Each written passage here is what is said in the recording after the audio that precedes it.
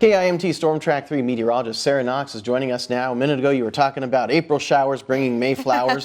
I'd like to report that the first dandelions are starting to sprout up in my yard. Seen them. Yeah, I've seen them. Okay, I know they're weeds and everything like that, but they are still pretty. They look cool. And the pollinators love them, so don't get rid of them quite yet. Leave them for at least a good chunk of May.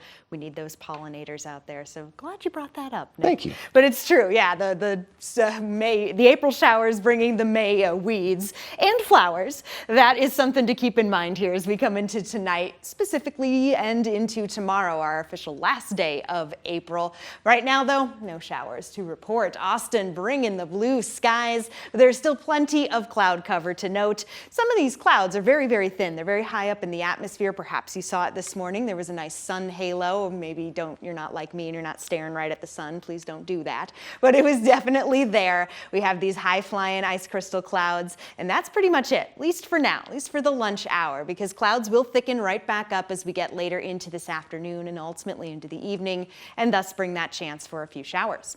Not yet, though, as we see some thin clouds and a little thickness still lasting. Most of this will be moving out. Sunny skies will be here for the afternoon before a few more clouds do build back. We are surrounded by it, and as I zoom things out even more here, we can see rain to the south, rain to the northwest, and eventually rain will be right on top of us. A lot of it, not so much. We're not talking like what we saw on Monday, and we got plenty of time to stay out there and enjoy. And I'd say now's a great time to get out there. I gave us 4 stars for lunch outside today, only because temperatures haven't quite made it to the 60s for all of us yet.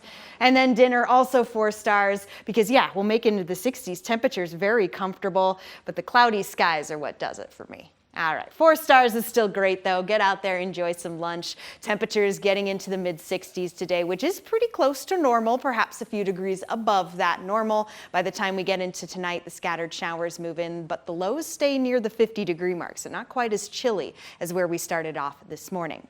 So let's push time forward here on Future Track, showing those clouds coming back in. This is around 5 p.m. Some of us still enjoying the sun for a nice sunset once that gets here. Of course, a couple more hours later and it's mostly cloudy. This is around 10 p.m. Don't be surprised if a few sprinkles pop in, but the higher chances for rain do start to pick up overnight. This is around 3 a.m. moving into the morning hours. Now 8 a.m. here. A lot of this kind of slowly pushing to the east, watching as this front brings a few scattered showers, and then a chance for rain does last through most of our Thursday.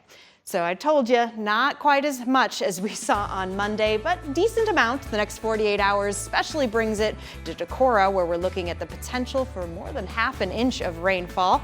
And after that rain, a beautiful weekend awaits.